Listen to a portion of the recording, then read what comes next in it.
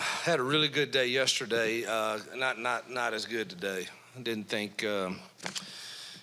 Well, yesterday was an off day. The day before that was really good.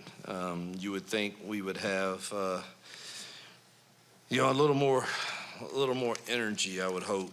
I told them just a while ago. I mean, if you're only excellent when people are watching, it's really not excellence. It's just performing. And I don't know. I didn't think we had. There were spurts of practice that were really good, and then others that I thought we just kind of got through. So we've got to improve that and make sure that every rep, every day must be stacked in order to win these competitive close games that we're going to be in. And just kind of, I may feel different when I watch the film, but we did take care of the ball. But thought in the third and short period, defense really, they had great energy there, and really two guys really flashed, and that's Atkins and Dees. They really flash, man. When they decide to hit a gap, it's in a hurry. Obviously, the front had to play well for that to free them up also. But I don't know. I thought they really dominated that drill, and that's one where again you go back to some of the reasons we haven't had the success we've wanted. It's been some of those critical downs, like those 3rd and 1s, 3rd and 2s. And we've got to be excellent in those on offense and defense. Today, defense was really dang good in those. I think we had 8 reps of it, and we were probably 2 of 8, which is not going to be enough to win games. So we've got to go back and look at that. Obviously, we don't have everything in right now, but still, you've got to execute those and get those first downs. But also, it's really nice to see the defense not give those up. So thought the Skelly period was an offensive period that went really, really well. Thought our quarterbacks were sharp and receivers were sharp. We completed a lot of balls, but we should. I mean, that's an offensive drill, and that's what you should do. That should be the expectation. So, again, I thought one of our best days in a long, long time 2 days ago. Today, up and down, but still some good things. You talk about, we've been talking about young guys on defense, and there's a lot of newcomers on this defense, some older guys too, but how important is it for these young guys to come in and push and step up like they've done so far in camp? Yeah, it's like I've said, there's no greater motivator than competition, somebody being behind you. The one thing I love that DJ and our defensive staff are doing, there are no 1s, 2s, 3s. You'll look out there one time and we say offensively, all right, let's go with this one group or whatever we call this one group, and heck, he may have 3, 4, 5 freshmen out there, and I love that. And he's just constantly mixing that up and making sure that everybody knows, man, it's a competition and it's what you do. And so I think the fact that we've added some depth there is going to make us all better. Hugh, I guess how normal is it to go through fall camp where you have days like today where it doesn't go well? You don't like how it went. I mean, is it sort of built in? You know it's going to happen, and does it provide maybe an opportunity to sort of learn from it?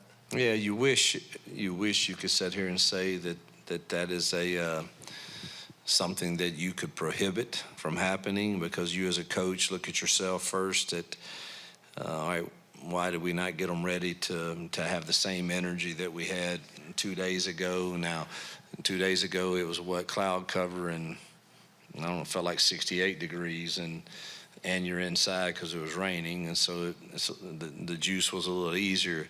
It actually got a little humid today, not crazy hot, but a little bit for us, and we stayed out the whole time, which we hadn't done yet, which I think was a good barometer for, we probably need more of that to get ready. So I think being in this as long as most of us coaches have, you have some of that in fall camp. You anticipate it usually around days like, I don't know, 8, 9, 10. So it's a little early for us to have this is one of the tougher stretches, and I don't know if they think they're saving it because, maybe I made a mistake in telling them last night in team meeting, these next 3 days is going to be real now. You got Wednesday, Thursday, we're going to get after it, and we're going to go some competitions and have one live period each day. And then Friday, we're going to have a scrimmage.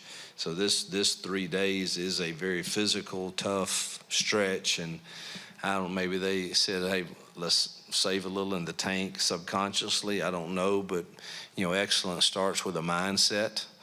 And we've got to show them that on the film, that it wasn't the same, I don't think, straining that we had a couple of days ago. Yeah, JG with Auburn Sports, Auburn on 3. See, I'm identifying myself, Taylor. Have you had enough time, enough data, enough reps to kind of assess your quarterbacks, and specifically Jackson, if he's, on target, doing the things that you want him to do, being the person you want him to be?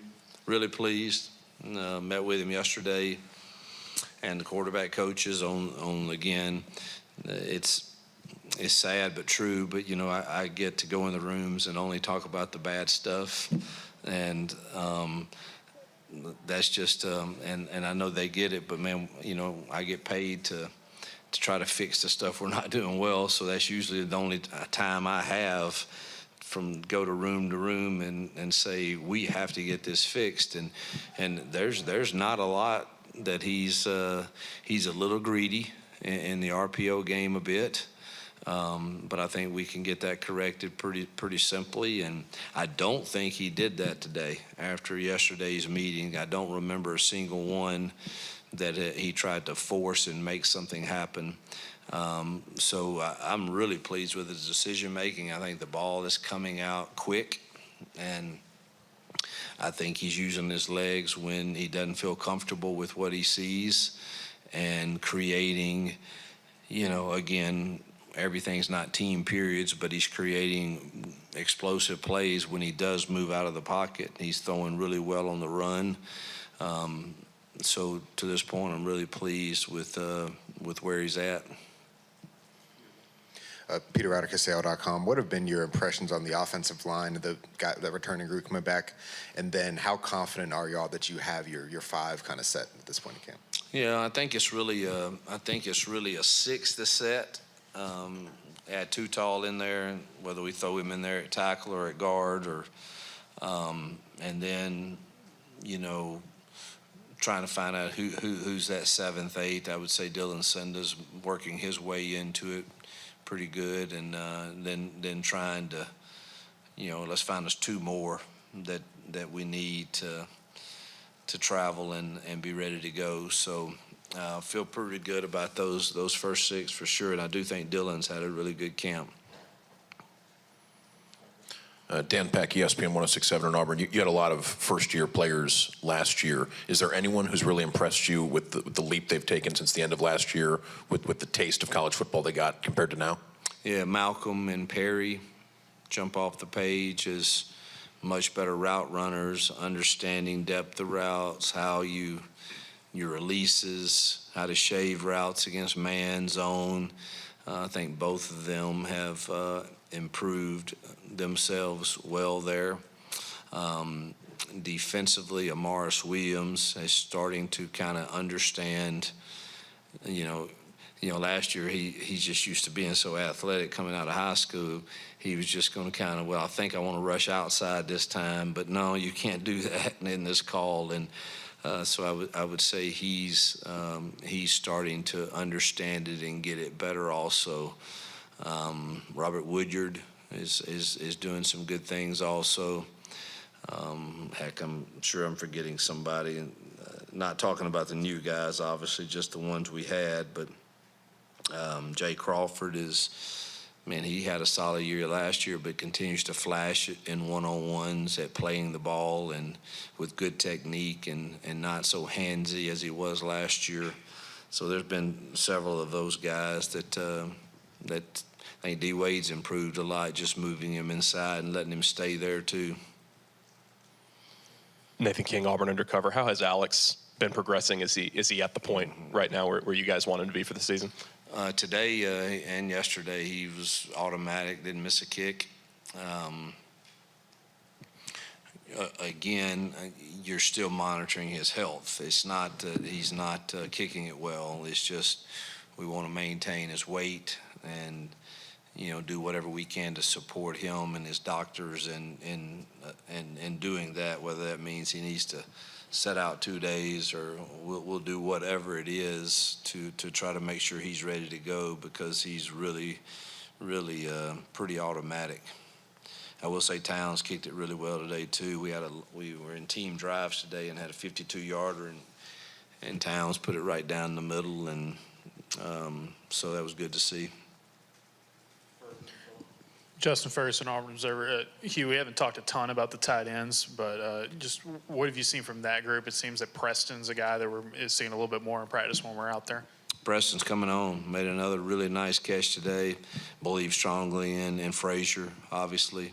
I think those two guys, along with Tate in our big sets, Tate's adding great value in those. So I think those three guys, we need to keep them healthy. Ryan G has flashed as a freshman to be able to do some things for us.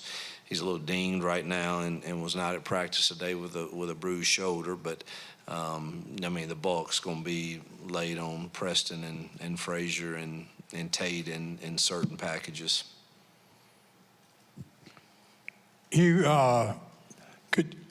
2 years ago, the wide receiver position didn't look so hot, and you've gone from there to where you are now with the talent and the depth you have now. Could you just talk about that journey, so to speak? That obviously was a priority, and just how you managed to get to this point from where you were. Yeah, this sounds. I don't mean for this to sound egotistical in any way. But it's truth. I've been at 4 different universities, and at all 4 we've been able to have 10 win seasons or more at every one of them. Well, when I look at those, we had receivers that could win one-on-ones and operate in our system, and a quarterback that could get it to them. And that, if you look back at those seasons, that was a huge part of it. And so I knew when I got here that was a priority, is revamping that room and recruiting it. And Marcus and Maurice and Heath, those receiver coaches, along with the rest of the recruiting staff, did a really nice job in year 1, obviously. And then in year 2, I think Sam was a heck of a pickup out of high school, and the portal, obviously Eric and Horatio, to add to that room. And so it is definitely a totally different room than it was when we arrived. Thus, the expectations are higher. Adam Cole with the Montgomery Advertiser. You talked last week about the offensive line and that, up to maybe 6 of them are NFL caliber guys. Just kind of on a similar note to the wide receiver question, just what does that say about the roster building that you guys have done, and also maybe the role Jake Thornton's had in just kind of developing that unit? Yeah, Jake and Hiller and Cam Stutz, who are our O-line staff, it takes a lot, and our personnel staff. We've Aaron Pittard, who's the everybody in that personnel room is kind of assigned to a position, and he's assigned to the evaluation of those guys, whether portal or now we've just hired another guy from the NFL to help us that we just named director of scouting of college scouting, that can help us also. But I think those guys have done a really nice job of evaluating and continuing to develop the ones we have. So it speaks a lot. I feel like we've got our best offensive line that we've had since we've been here, and it's got to show. We've got to find a way for those guys to protect and run the football. But the optimism is you feel like they have the ability to do that. Now we've got to get it out of them. Caleb Jones, AuburnSports.com. Hugh, how's the health of this team? Are there any guys coming back from injury and any new Yeah, ones we popped got up? it's camp. We got a lot of guys in yellow jerseys and guys that are not able to practice today, but you hope they're back in 2 weeks. Thanks to God, we hadn't had anybody that's out other than Devin Williams from the spring. But everybody else to this point would be expected to go. But there is a list of yellow jerseys out there right now, or a few guys that we had to hold out, and hopefully Jeremiah Cobb. They released him today to be out of a yellow jersey, and he had a couple flashes of good runs, but hope to get all those yellow jerseys off, in a week's time, and hopefully lose nobody else before then. You, Brian Matthews, Auburn Sports. Two-parter here. What is it about Dylan Cinda that he's improved to allow him to push up that depth chart? And then secondly, what are the parameters of your scrimmage? Will it be Friday night, Jordan Hare, ones versus ones? Sort of run us through that. I think Dylan's deal really probably was the off-season with Coach Dom. I think he looks quicker. His first step looks quicker. His strength looks better, and he's just kind of worked his way into that role, which it goes back to. There's just not been many old linemen that just walk into this league and play. You have the freaks like I've seen before with Laramie Tunsil and Michael Orr and Greg Little and some of those guys, but usually those offensive linemen take a year or two or three, and Dylan's just working his way into that, and he's smart, and he's able to play both guard and center, and so I think that elevates his value in that. So, but I really think it's the off season with Coach Dom that got him stronger and a little quicker.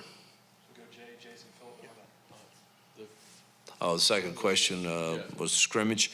We'll try to get 30 plays with the ones, 30 plays with the twos, and probably about 20 with the threes. Hope we get some heat and then get to experience that, but probably won't push it. And then some special team work, but won't push it much past that probably in scrimmage one, just based off the fact that we've gone Wednesday, Thursday. We're doing some good competitions. Today we're doing red zone lockout tomorrow, which will be a live period, and then try to hold that scrimmage down to about 30 plays per ones, twos, and probably 20 with the threes. But saying that, most coaches, that 30 becomes 35, 40. But Dom's pretty good at that. Coach has 30. That's what we said. So he'll be in my ear. Yeah, JG with Auburn Sports, Auburn on 3. John Cullen was talking maybe a month ago up there at the lake that on August 1st, a lot of things were going to change with recruiting, insinuated big changes were coming for you guys. Haven't really seen it so far. Tell me about what's changed for you guys since August 1st and what your roadmap is, I guess, between now and December, because you got some work to do. Yeah, I think it's still, I don't know, it's kind of like poker. I don't know. Everybody's, I haven't seen a lot, and y'all may know differently, but, there haven't been a lot that I know of that really sent out something in writing detailing exactly what they mean when they say this is going to be your share of whatever, whether it's NIL, whether it's revenue sharing.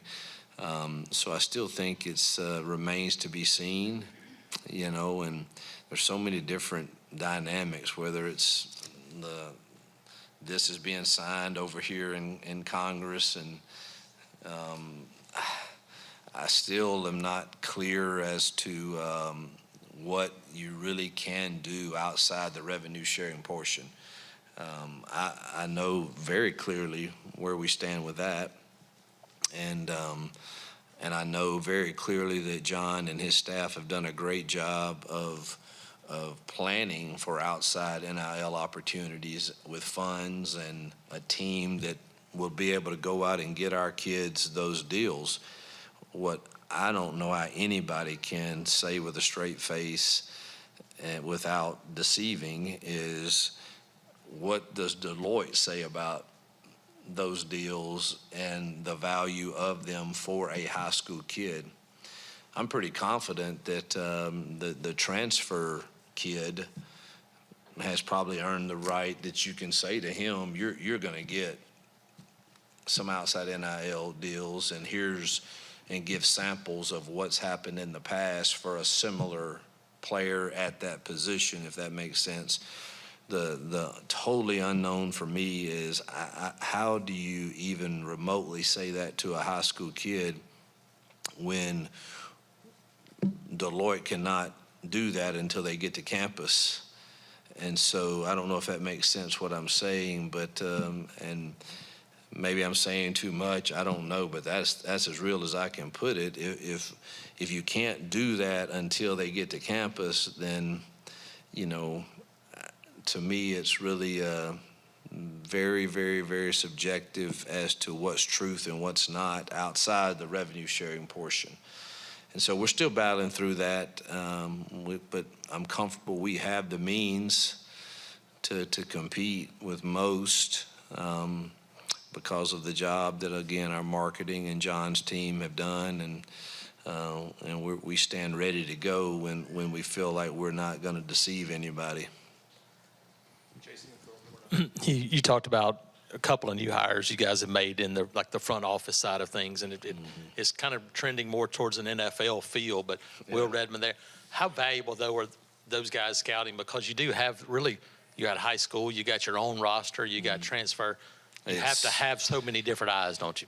You know, I had a little turnover in a few areas, and I took all of that turnover and I put all those resources into personnel. You know, I was able to get Javon Hubbard, you know, who was the director of player personnel at Arkansas, who was that for me at Liberty, who I'm very comfortable with, to assist with Will here, and then to get Rex out of the NFL to assist us in that also, along with the other guys we already have that I really think do a nice job. So we've strengthened that portion of it because I just think evaluations are going to be huge. And not just on the, you know, I'm of the belief that whenever, if it is just revenue sharing, you know, I don't know that you're truthfully going to be able to totally 85 are not going to be able to get all of that. And so you're still going to have to evaluate some of those, man, who are those others that we need to get that we see great potential in, that 6'6", 235-pound tight end that we think can be a tackle in time. I think there's a lot of that goes into this. And so we've tried to beef up that area in the building, and feel good about those guys that we've brought on. Can you just talk about Deron and giving him a scholarship and kind of what led to that, what he did to earn that? Yeah, Cameron. Cameron, I'm sorry. Man, it's first, let me say that's always so exciting and also hurt some because if you look at it, when we as a staff, there are really 4 guys that are so deserving. And we had 2 spots, and as you know, we already put Thompson on, and I hope you know that. We put Thompson on a week ago, and then had one more spot, and it was a struggle. But when you factored in all of the dynamics of need and, you know, how he's performed, and again, the others have too. And I did meet with those others before, and that's not the easiest, but I believe in being upfront. And you wish you could do it for all of those, but there's no question Cameron earned it. it was much needed for he and his family, for him to continue to go to school, and that plays a factor in it also. And excited, you can see the excitement in the players because they think the world of him.